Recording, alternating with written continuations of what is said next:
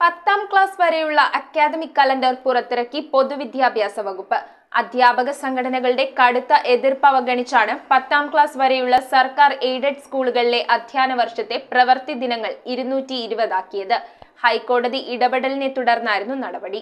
ഹൈക്കോടതി ഇടപെടലിനെ തുടർന്നാണ് അധ്യാപക സംഘടനകളുടെ കടുത്ത എതിർപ്പ് അവഗണിച്ച് സംസ്ഥാനത്തെ 10ാം ക്ലാസ് വരെയുള്ള സർക്കാർ എയ്ഡഡ് സ്കൂളുകളിൽ ഈ അധ്യയന വർഷം പ്രവൃത്തി ദിനങ്ങൾ 220 ആക്കിയത്.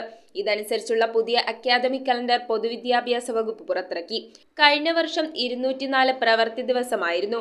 പ്രവൃത്തി സമയം കൂടുതലുള്ള ഹയർ സെക്കൻഡറിയിലും വൊക്കേഷണൽ ഹയർ സെക്കൻഡറിയിലും പ്രവൃത്തി ദിവസങ്ങൾ 195 തുടരും.